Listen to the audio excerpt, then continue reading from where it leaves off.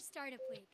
I'm Tammy Dorr, President and CEO of the Downtown Denver Partnership and co-chair of Denver Startup Week. This year marks the 10-year anniversary of Denver Startup Week. DSW has been... Try again later. Goodbye.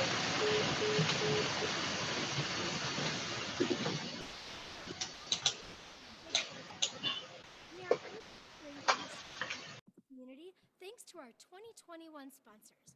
Thank you to our HQ and title sponsor, Amazon, and our title sponsors whose leadership makes this week come to life. Capital One Cafe, Downtown Denver Partnership, Fluid Truck, Hotel Engine, and WeWork. And our track sponsors who have made all of the great content you're hearing today possible, our founder track sponsor, Kickstart, growth track sponsor, Friday Health Plans, developer track sponsor, Quizlet, product track sponsor, Palantir, our designer track sponsor, Battery 621, and the Public Works, people track sponsor, Exactly, and spotlight event sponsor, Strat Labs. Our headline event sponsors are bringing the excitement to the week. Thank you to B-Side Fund, Colorado Public Radio, Comcast, Coors Brewing, Denver Pavilions, Entrepreneurship at the University of Denver, JP Morgan Chase, Method, Moss Adams, Pi Insurance, Promontory Mortgage, PATH, Southwest, Tattered Cover, and VF Venture Foundry. Finally, thank you to our partner and member sponsors, all listed on the screen. Please say thank you to these companies as you enjoy our hybrid Denver Startup Week.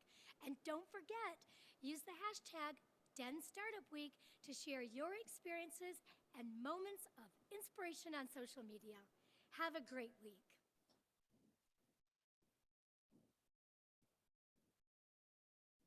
Hello, everyone. Welcome to Denver Startup Week.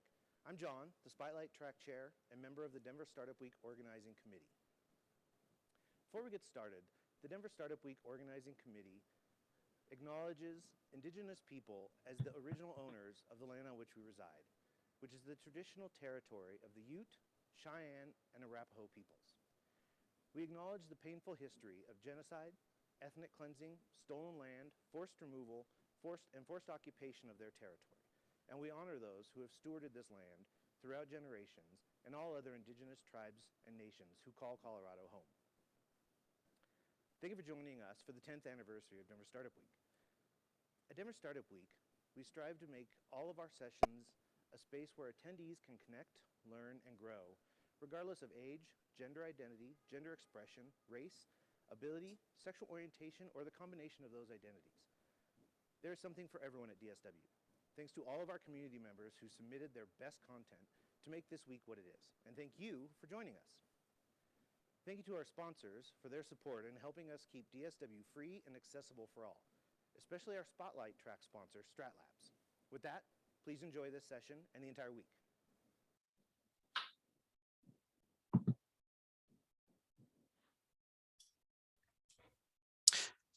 Hi, everyone, and thank you so much for joining us for this session, Keep Calm and Race On, how Colorado and the UK are leading the pack. We're really thrilled that you're joining us for what's sure to be an inspiring conversation. I'm James with London and Partners, which is London's business growth and destination agency. I'm based in the US and funded by the Mayor of London. We provide free support to Colorado companies exploring the opportunities in London, and we help London companies come to Colorado. And we do this in partnership with the UK Department for International Trade, and especially Isabel, Mark, and Melissa, who are here today on this session, and they're based at the British Consulate in Chicago. However, before I introduce you to Isabel, who is also going to be the moderator today, I just wanted to really spend a moment to celebrate the really close and strong relationship between Denver and the UK, because the UK is by quite some distance the largest foreign investor in the state of Colorado, and more than 200 British companies support over 20,000 local jobs in the state. And on the other hand, meanwhile, Denver companies are increasingly finding opportunities in London and the UK. Just last week, we had some of Denver's really cool, most exciting startups join a virtual visit to London Tech Week. So we're very proud of our work to showcase the best of the UK at Denver Startup Week. Some of you might remember the UK Royal Air Force Red Arrows, which is, they're a bit like the UK equivalent of the Blue Angels here in the US. They visited Denver Startup Week a couple of years ago, and you might remember them speaking on sessions and flying over the skies of Denver. And this year, we want to really celebrate a truly inspiring Colorado-UK partnership. So more to come, but to lead the discussion, I'm delighted to introduce you to Isabel O'Brien, who's head of people at the UK Department for International Trade. Isabel is based at the British Consulate in Chicago, and Isabel and her team work with us to bring you all the support you need as you consider the opportunity to visit London, to come to London and the UK.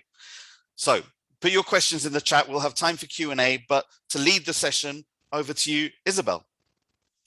Thank you, James, and a warm welcome to everyone today. We have a fantastic panel, and so I'm going to pass over to them, first of all, for them to give a quick intro. Could you each share your name, your company, and a little bit about your role? And I'm going to start with Grace. Hello. Yes, my name is Grace Stepker. I work at Aero Electronics. I'm based here out of our global headquarters branch in Denver. My background is in mechanical engineering. That's what I studied in school, but I have a number of different roles at Aero. I'm one of the lead engineers on our SAM project.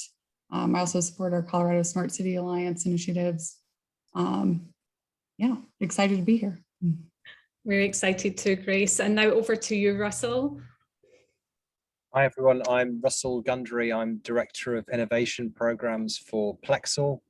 Plexel was built in the Olympic Park in London. Post-Olympics, we had a really strong commitment to both the legacy of the Olympic Games, including the Paralympic Games, and also making sure that the Olympic legacy was sustainable. So we built a technology campus that's now home to 5 universities. And also it's all about the 5s actually, but 5 autonomous vehicle test routes, amongst other things. We deliver technology-led innovation programs, and often that's about bringing together real people and real needs with the transformative power of technology, and also the sort of policy level commitments that governments make to ensuring that we have a more equitable society. So I'm sure we'll get into some of that, but that's what I do. Thank you, Russell. And now over to Dom. Hi guys, my name is Dom Hyams. I'm head of strategy at Purple Goat Agency, which is the world's only disability specialist influencer marketing agency.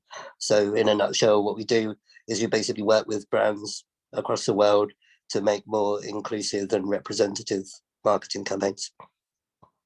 Thank you, Dom.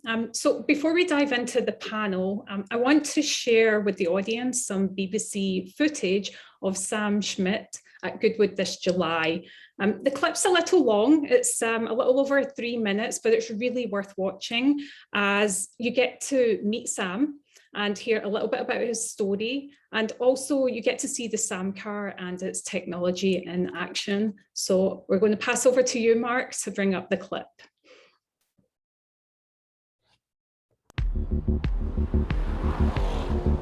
I never would have thought I would have driven ever before, let alone, 200 miles an hour. I have no use of anything below the shoulders. I really think the sky's the limit. Hi, I'm Sam Schmidt from Las Vegas, Nevada, driver of the number 5 Aero Electronics Corvette C8. I was sort of born into racing.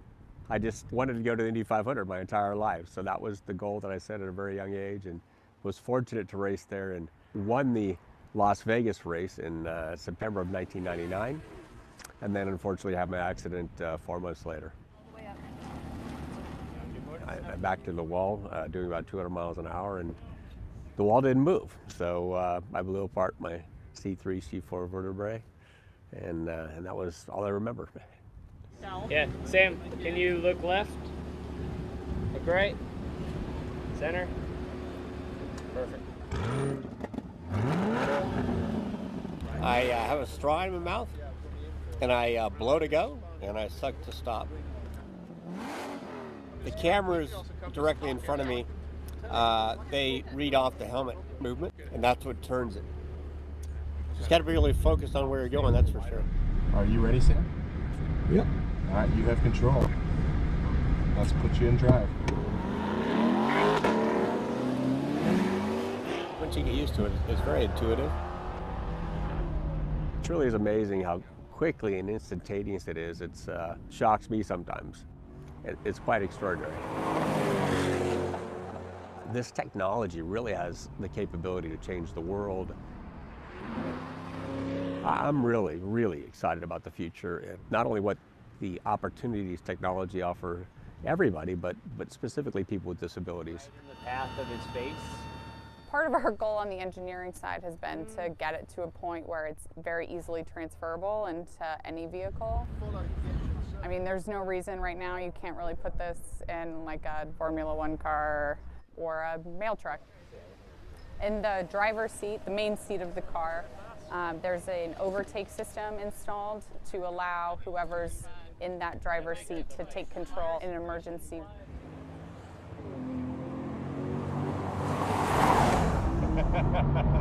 Sitting next to him though, he goes fast, and I think he makes it a goal to try and scare the person next to him a little bit. I don't want him to know that I get nervous, but I get a little bit nervous. Driving up the hill at Goodwood is such an honor, and I've watched it a zillion times on YouTube, you know, and I guess you could say this is an epic moment because it's the first time, it's definitely the first time I've been to Goodwood, first time I've been, you know, driving on an actual race course in the UK, so this is it's phenomenal. The car is much better than I am right now, but the technology and everything it has to offer, I mean, we'll just keep going faster and faster. This project, if it's shown me one thing, it's that you can truly do anything you put your mind to, so pursue your passion. Mm-hmm. Yes. Stop. Done. Okay, so I love that clip, and Grace, I think the BBC busted your secret. And it's just one of the many news stories online that you can find about Sam, so feel free to check those out. But in the meantime, let's crack on, as I'm excited to hear from our panel.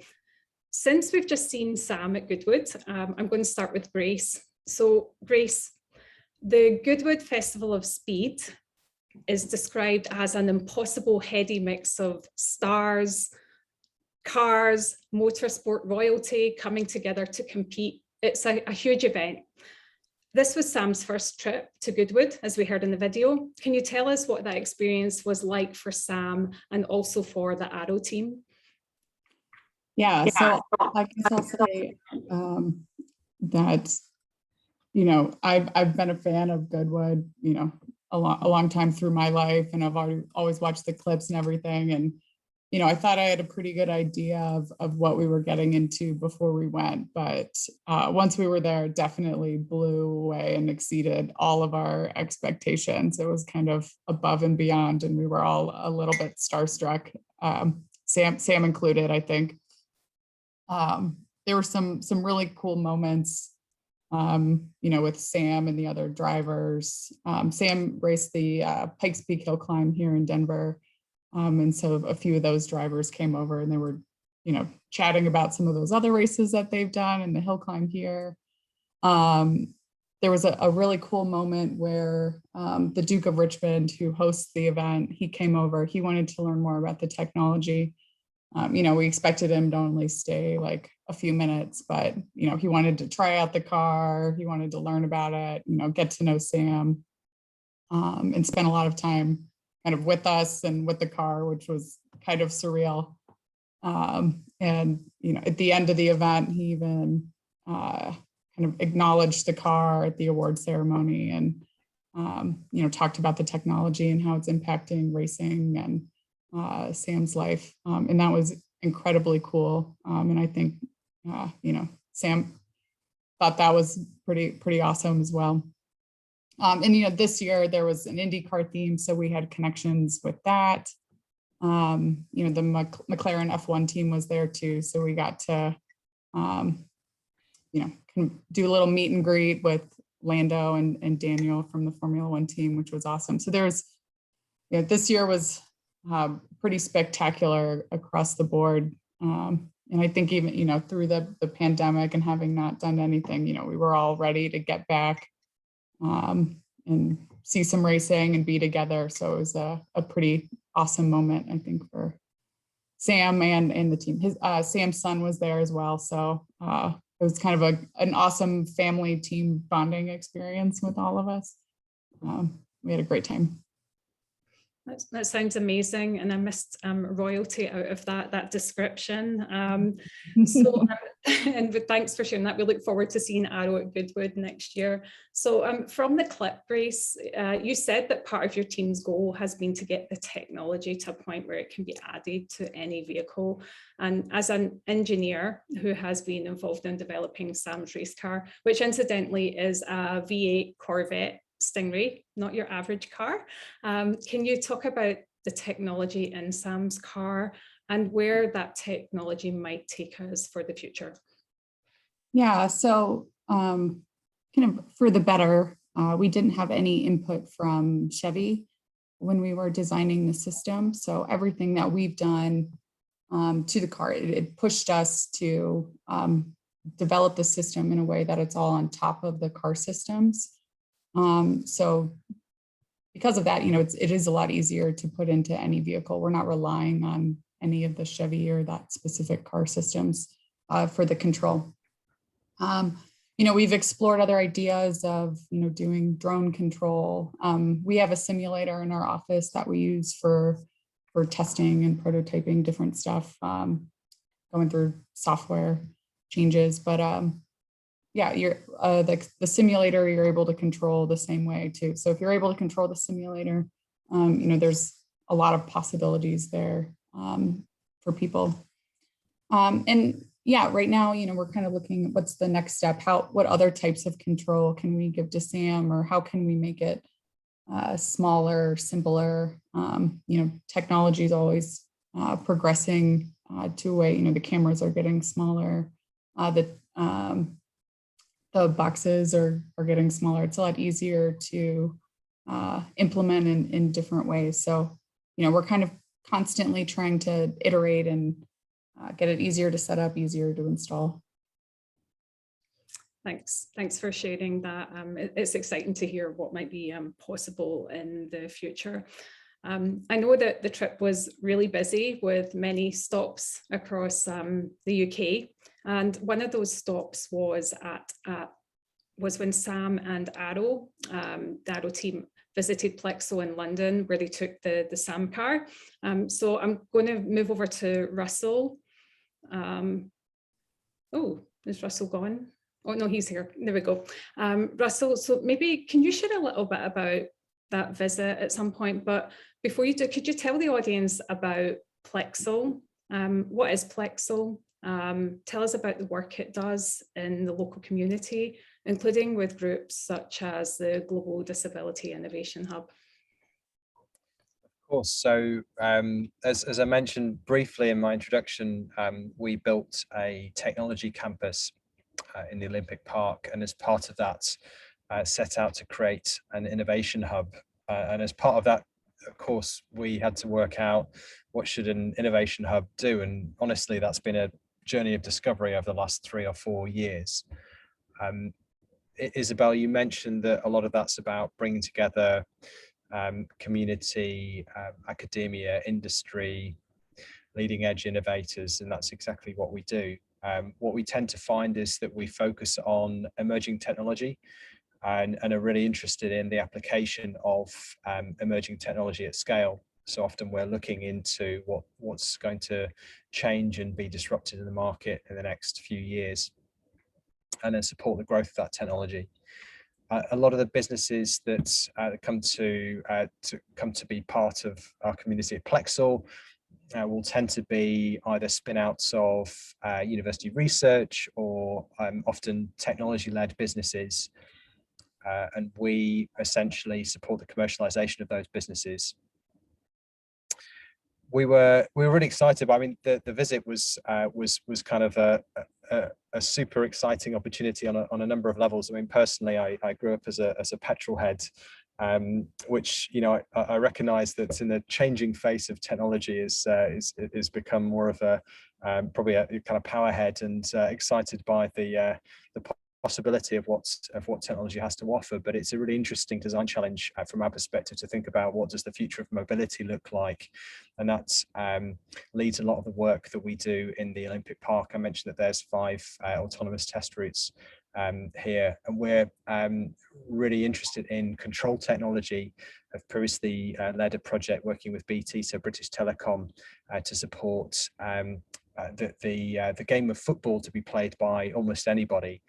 I think the complexity of that project gave us, and me in particular, a huge admiration of the work that Grace and Sam and the team have done at Arrow, because the elegance of that as an engineering process is quite remarkable. So sort of, you know, the simplicity of the sip and puff technology, and the motion capture cameras as well is a very impressive feat of design. Because, you know, I think whilst you look at it and you see it working, it looks incredible, but actually the level of calibration involved to make that work accurately at 200 miles an hour is a huge feat. So, and certainly from our perspective, one of the terms that the Global Disability Innovation Hub that you mentioned, Isabel, had coined is this idea of designing for the extreme.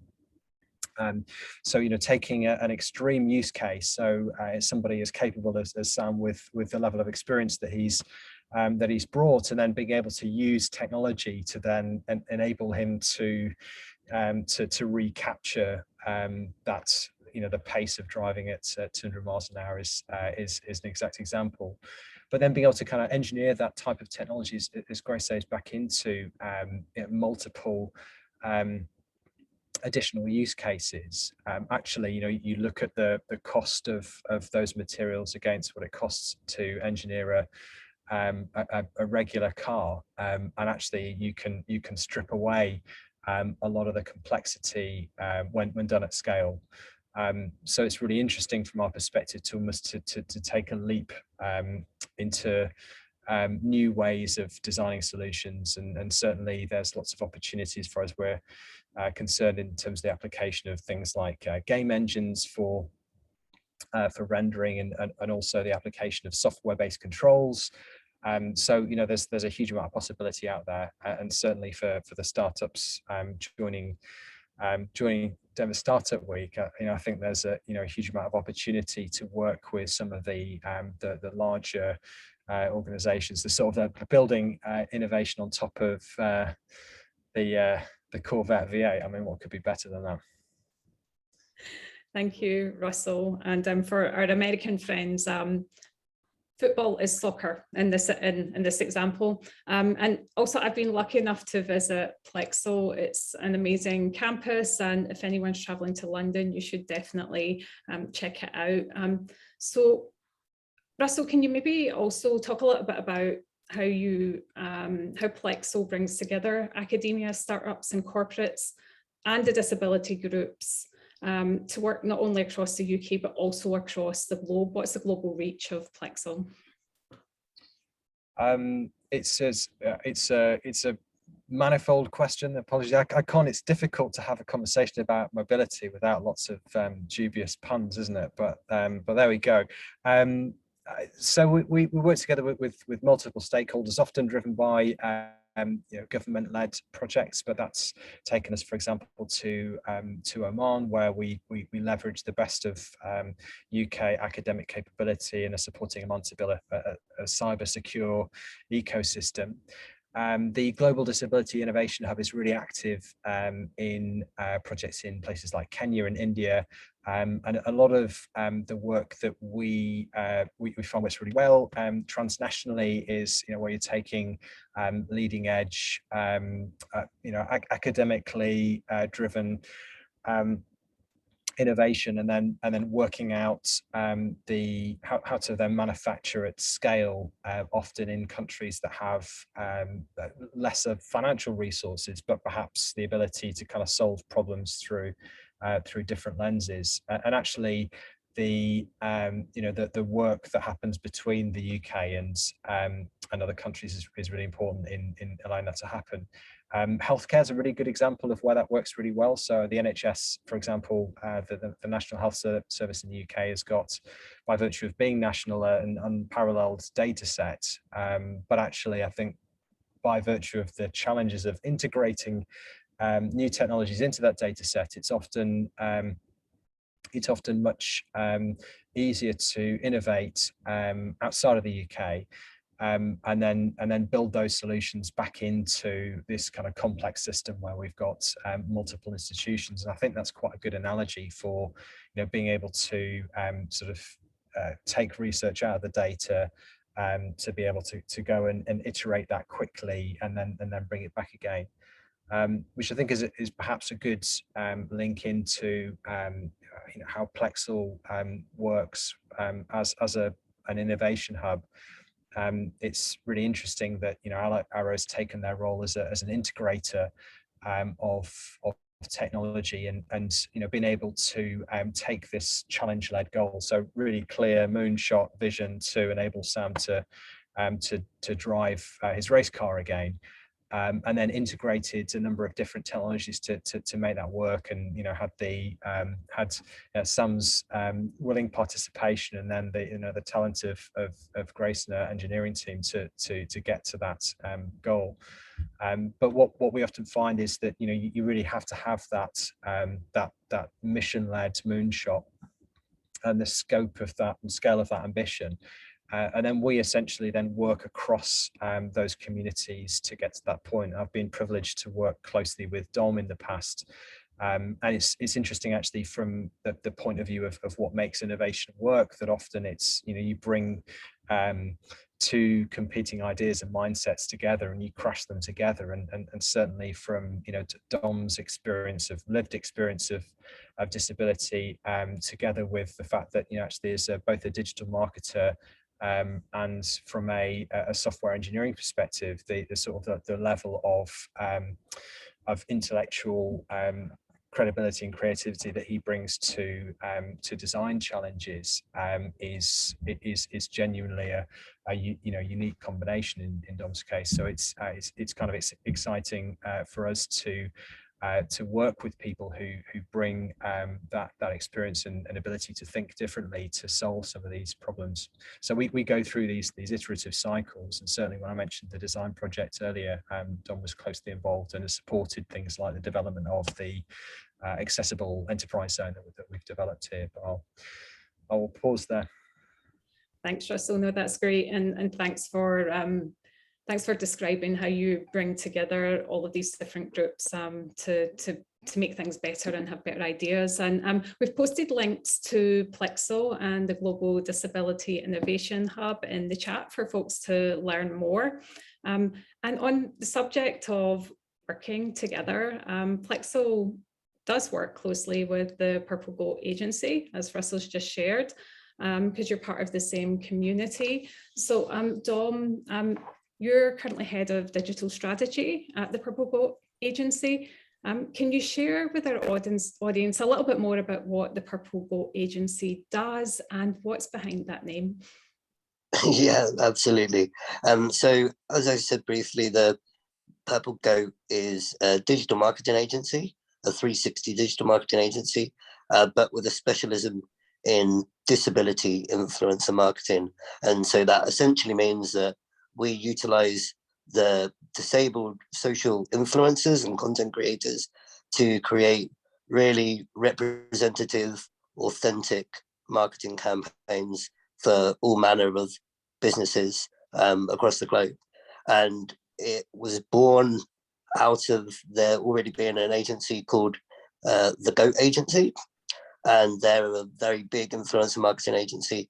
And they basically partnered with my boss, Martin Sibley, who is a kind of serial entrepreneur and had built up a business called Commable, which eventually he sold with his partner to Airbnb, and had always had a marketing background. And he'd seen this gap in the marketplace for this disability focused marketing, by people with lived experience, to actually act as a real voice of authority on it. And so he partnered with the Goat and created a spin-off sister agency called Purple Goat. And that started in April last year of 2020, obviously against the backdrop of the pandemic, which maybe was wonderful timing in a way, because I don't know whether you can still hear me okay. Against the backdrop of the pandemic, which actually meant that businesses and kind of the general population were being slightly more aware of reasonable adjustment, flexible working, narratives and conversations around the fact that the disabled population had been looking for, more flexible working, meant that disability was slightly more in the mind's eye of, the general public. And so it meant that we were able to sort of get our foot in the door and have these conversations with brands that maybe a few years ago they wouldn't have quite been open to, really. So it's been a great trajectory since April last year, and now we're working with some of the biggest companies and technology companies in the world, working on marketing campaigns for them, which is really, really exciting. And as I say, it kind of is an opportunity to redefine what the kind of representation of disability is in marketing. We want to showcase not just kind of success story of disability as a Paralympian, because that's all we ever see of disability online. We want it to be a broad variety of diverse stories and voices from all angles, and there really is such a rich possibility of storytelling through a disabled audience, and that's what we're finding really exciting to unlock. In terms of the name itself, Goat is a play on the greatest of all time, and purple is been coined as the kind of color of disability, so it became natural to call it the Purple Goat.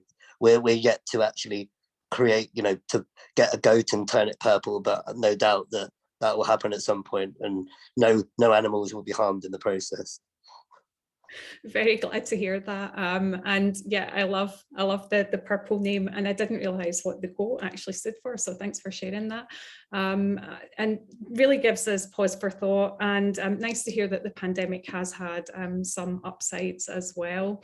So in addition to your work at Purple Goat, you founded your own business, Tiny Man Digital, and have worked as a professional consultant to help brands be more exclusive to the disabled community.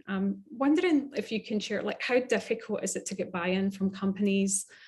What are the particular challenges, and have you been able to overcome any of these? Yeah, I think that it's kind of twofold, really. The main one is that companies seem to not know where to start, and there's a great fear around disability, because they, it's a broad spectrum of various, conditions and individuals and language. It can all be very confusing for people. And so for us at Purple Goat, but also, when I was in Tiny Man Digital, it's about kind of hand-holding brands through that process and reassuring them that we're there to help them get on the correct path and actually start somewhere. And we're all on a journey of learning. We're all on a journey of doing better. We can't be perfect, but we can set ourselves up in a way that we can continue to innovate and iterate to be more inclusive and be more diverse and educate ourselves along the way.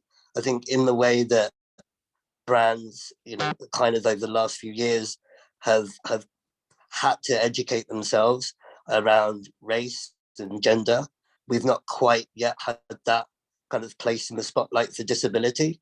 But at the same time, it does fall to businesses like us to kind of really, be understanding to businesses and say, what, we know you might not know all the answers, but we're not going to slap you on the wrist through it. We're going to just point you in the right direction and give you the support you need to start doing doing good work. So that's really kind of how we see it, I suppose. Thanks, Dom. And I think that fear that people has is definitely a really good point. Yeah, thanks for that. Lots of food for thought for us as well. So I'm going to shift gears and head back to Grace. So you touched on this, but there was immense media interest in Sam's trip. Can you talk about the incredible reach that Sam's project enabled and the impact on the perception of Arrow as a global company? Has the public reception and how has the public perception affected how the company thinks about this project and future projects in this space? Yeah, definitely. I think this project has really resonated with people, I think even beyond any of our expectations. And, just seeing the way that it inspires people and kind of gets people thinking about what's possible has been incredibly awesome. As Russell said, we as a company, we're an integrator, and we're working to not just sell components, but bring people together. We even had customers that were at Goodwood that have been our customers for years, and they just know us as their local resource for sourcing components, and they're like, wow, this is amazing. We love what you're doing for people. On a business side, it's good to show, we have engineering services and we have the capabilities to be innovative and bring these things together. Our company slogan is 5 years out. And it's, really, we sit at an interesting junction of technology in that, we see what's coming in the pipeline from our suppliers well before it ever hits the market. Where technology is going. We also see what is coming, what our customers are asking for, where industries are trending, and where people are trying to push technology kind of before it happens. So we're able to, come up with these creative solutions to inspire people and work together. I think, internally, our perspective on how we treat the project, hasn't changed too much from this. We've always been trying to drive it, figure out what's new. I think we're at a point right now where like, all right, we have everybody's attention. Like, let's, really lean into it and see, what else we can do. What made this project successful and how can we continue that theme and do other projects that are similar. So it's been, very exciting. And I think, it's helped people on a global scale understand who we are and what we do a lot better. And, that we care about people and these different communities. And then, just what's possible with technology in general. There's a lot out there available. Yeah, thanks, Grace. And yet that campaign was like really huge, and hopefully maybe we'll get some time to chat a little later about other projects such as the Sam suit. But I'm going to head back to Russell now. So you talked about bringing together academia, business, and the community. What are the most exciting developments you're seeing in assistive technology? And maybe talk a little bit about what Plexel does to help bring these to market. I think a lot is exciting in assistive tech. As Dom mentioned, I think the level of awareness is a really important facet. So we're starting to see people being more aware that 50% of the population has one or more forms of disability, and also an acknowledgement that actually that accessible tech will benefit us all. We'll all need it at some time, whether that's that we're putting a pram on the subway or just that it will have reduced mobility over time. I think from our perspective, some of the really exciting things that are happening is that actually that industry is becoming more receptive to collaboration. That's an impact of globalization. I think that also that large companies are becoming more receptive to working more closely with innovators. A lot of the time, you look at organizations like Purple Goat that bring proximity to a particular market, and they're very well placed to design and support the design of products and services for those markets. But you can see examples of that in lots of different areas. So in the UK, there's a company called Jet Engineering that leads the creation of 5G smart buoys, which is a product with a very specific application. But actually, that intimacy with a particular customer segment is a really important facet that enables small companies to drive innovation. And that mixture of big and small is one of the things that we're really interested in. From a how we make that work point of view, if I give an example, we recently ran an innovation program on accessible musical instruments. Now, of course, it's really easy to get hold of a standard instrument and really, really difficult to get hold of an adapted instrument, largely because the cost is so high. And of course, they would need to take account of lots of different needs. So it might need to be almost configurable to any possible specification. But from our point of view, the emergence of additive manufacturing, for example, makes it much easier to manufacture at small and medium scale. So it's much easier to prototype. That we're starting to see more interest in making, and when you look towards what I think young people are becoming more interested in engineering, and we're certainly trying to encourage that sort of greater uptake of STEM subjects at school, so people can sort of physically build solutions to solve problems. But also the ability to relentlessly develop some of those early stage ideas. In this case, for the Accessible Instruments program, we were developing instruments, but brought together mixed teams that incorporated academics, engineers, industry sponsors, young people who wanted to play the instruments. So brought together these mixed design teams to then rapidly develop and iterate prototypes, and then engage with industry to work out how can we get these ideas to scale. And on that, of course, I mentioned earlier that things like gaming controls and software-based approaches are really interesting in terms of reducing cost as well. So, if you look at a standard adapted vehicle now, it's very expensive. A lot of that expense is to do with the mechanical adaptations that need to take place. But you look across the more electronically based applications, and that cost comes down substantially. And also, as Grace mentioned earlier, you can also apply that technology across multiple contexts. So, there's no reason why you can't drive a Challenger tank with the technology that she and the team have created. So actually, being able to then work with industry and even defence on what we call dual use, where there are multiple applications for technologies is really interesting, and actually it's a great way to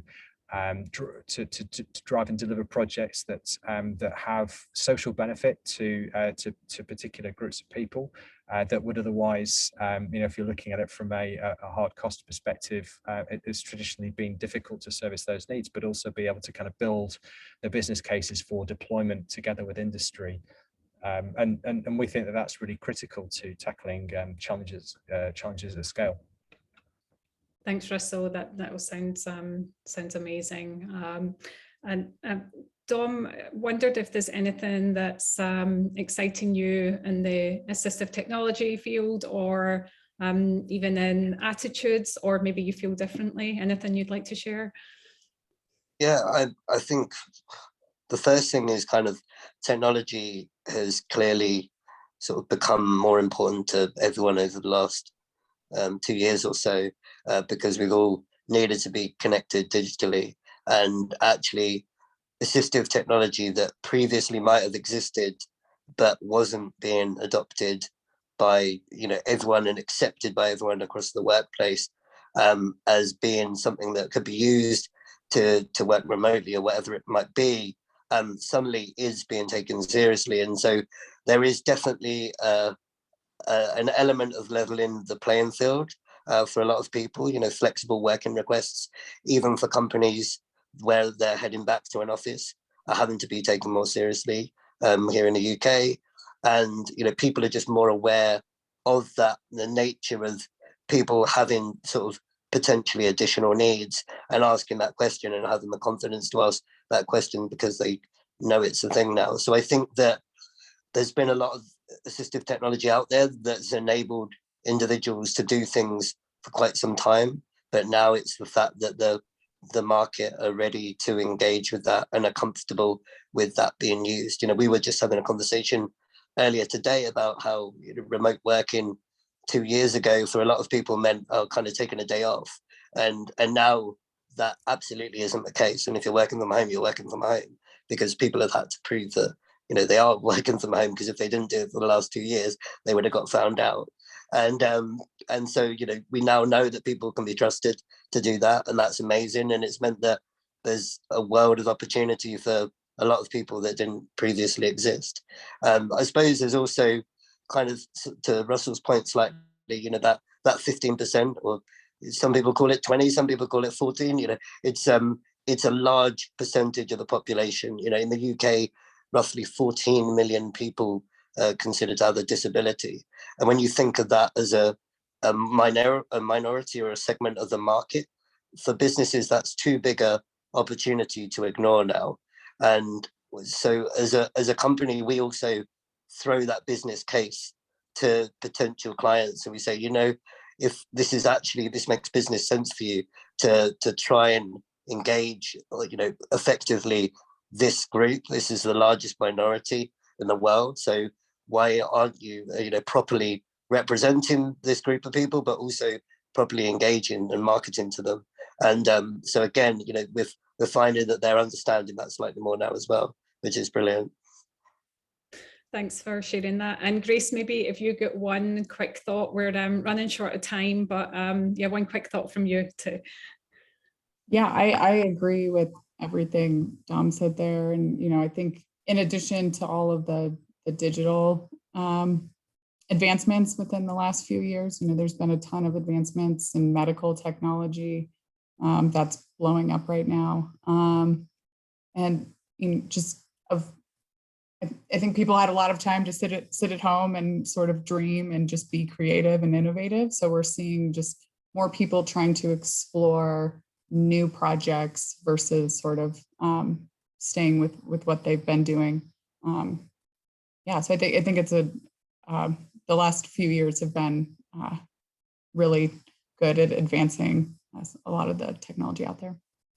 Thanks, Grace. And just to wrap up on my questions, Dom, you mentioned earlier the fear that people have, and you alluded to this as well. But so many companies would like to improve their diversity, but maybe have that fear or don't know where to start. So could you maybe give us some practical steps that they can take to improve disability inclusion in their organizations?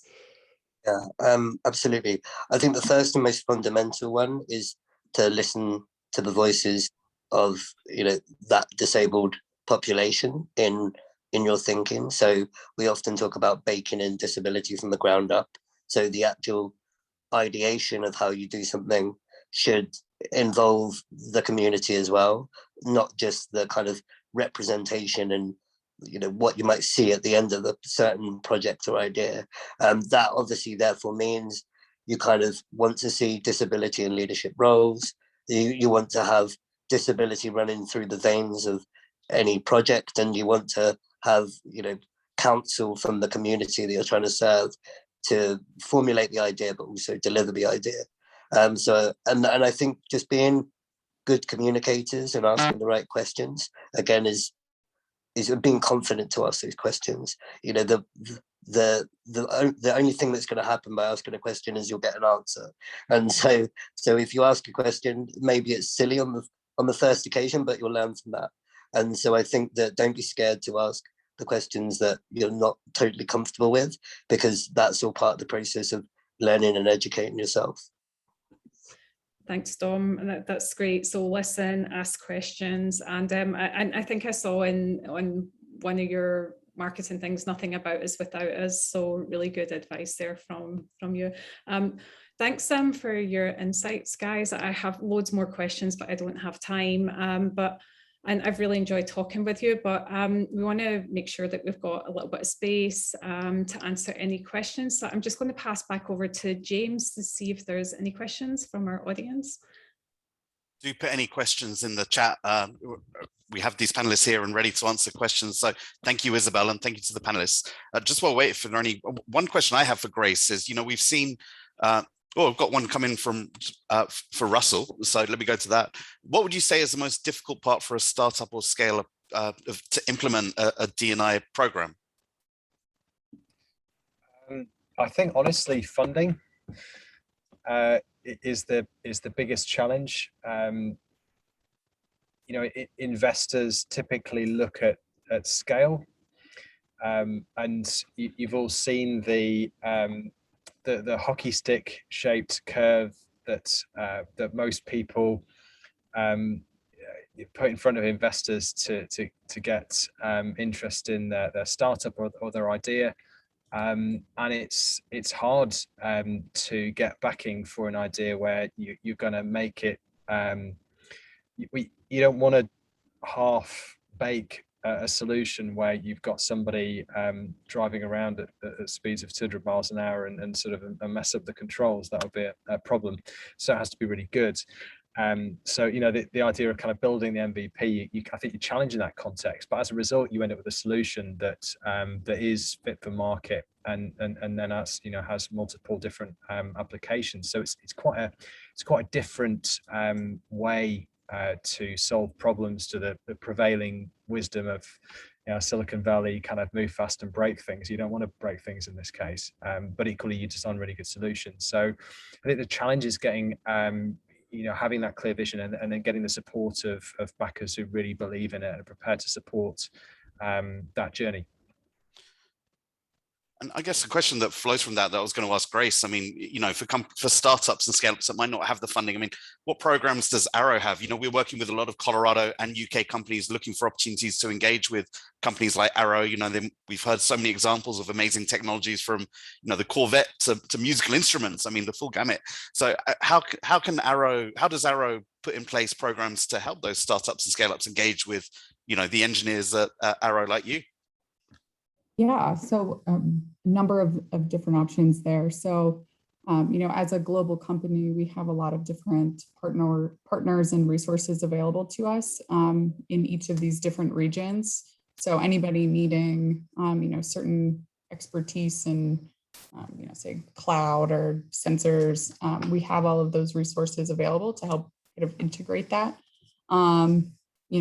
Our local branches too are a great resource, and they have access to, us and what we're doing on different projects to be able to get that information. I'll say too, the car project, we have the Sam car and our Sam suit. We don't have any patents or any IP on that.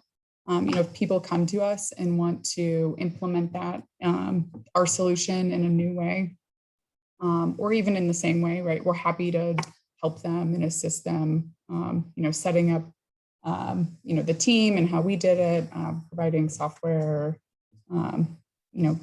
helping them understand the componentry that went into it.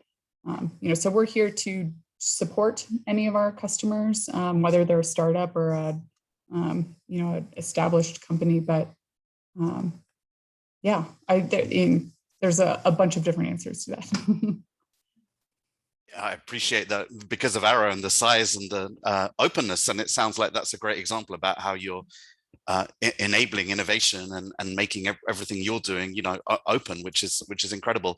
And you mentioned you have chapters everywhere. Of course, Arrow has a strong presence in the UK as well, which is brilliant.